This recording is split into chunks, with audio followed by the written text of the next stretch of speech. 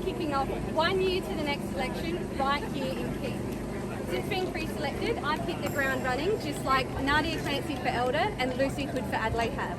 I've been out to every corner of this electorate getting to know the priorities for my local community. And I can tell you, residents are unhappy that nothing's been done to address ramping.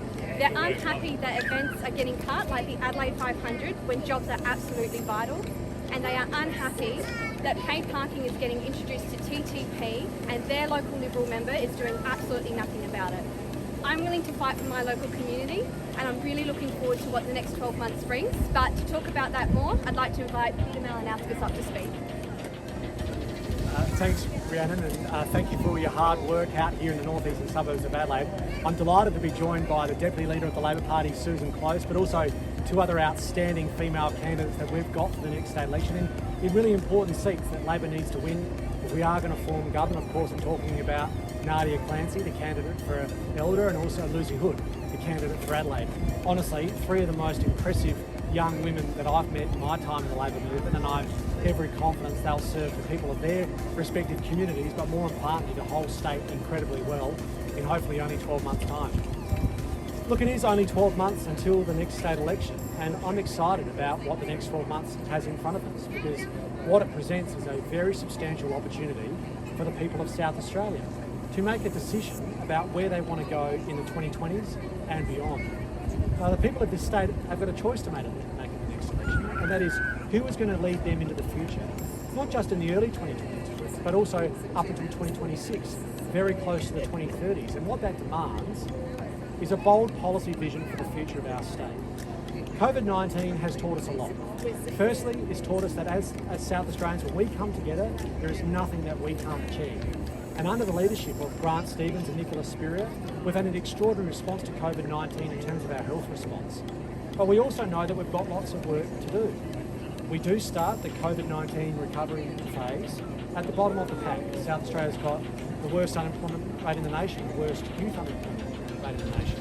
And our economy isn't meeting the same standards as the rest of the country, which is why we need a thoughtful policy that will actually address the crisis of joblessness in this state. There are 140,000 people in our state at the moment who are looking for work and they can't find it. And what they need is a Premier who firstly acknowledges that and then is willing to do something about it. And at the moment we don't seem to see that from Stephen Marshall. He'd rather pretend that everything is okay. I think we can be proud about where we are as a state. There is so much that we've achieved in the last 12 months, but there's also a lot of opportunity in front of us. An opportunity to start tackling the challenges within the health system. An opportunity to get people back to work, particularly young people who are looking for their first start in life. An opportunity to start to address our falling standards within education. An opportunity to tackle the challenge of climate change and do something about it that sets us up for a future era of growth and inclusive, progressive achievement as a state. That's what I'm looking forward to delivering to people of this state in the next 12 months. We're going to have a choice at the next state election. We can have sort of the same old policies that get wrung out time and time again from a Conservative government, cuts, closures and privatisations, or a bold, optimistic policy about the future of our state. And that's something I'm looking forward to delivering in 12 months' time. And I have every confidence that the people of South Australia will be keenly anticipating that bold policy vision and cast their votes accordingly.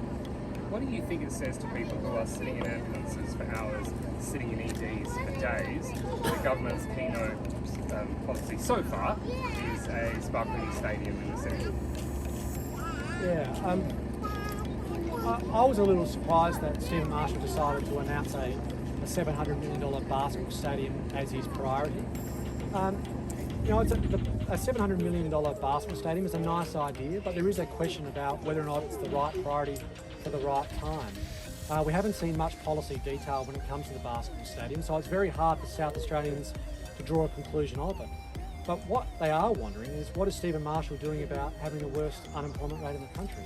What is Stephen Marshall doing about the fact that people can't get access to ambulances when they need them most, and when they do, they get ramped at a hospital? These are legitimate issues that need to be addressed right now, rather than hearing Stephen Marshall talk about a $700 million basketball stadium that isn't going to start construction until close, not to the next election, but the one after that. with the basketball stadium, a number of boat sheds are going to be knocked down for this to happen. These are historical buildings and obviously support a huge number of schools and universities. What do you think about that? Look, we've seen very little policy detail when it comes to the $700 million basketball stadium. We would ask that Stephen Marshall, presuming that he's actually done the policy work behind it, that he releases that detail. But this is a massive investment. It's a lot of taxpayers' dollars money, and we've got to make sure we ask the right questions about whether or not that is the best use of those resources, particularly at a time when we're seeing, an ambulance ramp in crisis, AMBO's crying out for more resources, declining education standards, but also most importantly having the worst unemployment rate in the nation. Are you in campaign mode every day now for the next 365 days? Absolutely. I've been in campaign mode since I've become leader of the opposition. Some of these people behind me might be tired by presence in the northeastern suburbs. Look, politics naturally means engaging with people, and some people call that campaigning. But it's a lot more than that too. Something that we've started from day one was working out a pathway to develop our policy. And sometimes policy in politics is seen as a boring word or that's a bit dry, but it really is fundamentally important, and I think it exposes the weaknesses of this government. They came to an election with a policy that was to build globally, to do a right-hand turn on trams, to do tax cuts that end up being tax increases. When you don't do the serious policy work, it undermines your performance as a government, and that's not a mistake that we're going to make. So yes, from day one, we've engaged in campaigning, but also from day one, we've put a roadmap together about how we're going to develop our policy. Year one, listening. Year two, engaging with stakeholders. Year three, developing that policy. And then year four, rolling it out. And that's where we are now. And what you're going to see in the weeks and months ahead is us rolling out that policy vision, not commitments to business cases and modelling and future studies down the track, but serious policy with serious work behind it that represents a commitment about what we'll do in the first term of a Malinauskas Labor government, rather than pretending we've got a policy by saying we're going to do something in the election after next. No. Okay. Just like that. Thank you, everyone.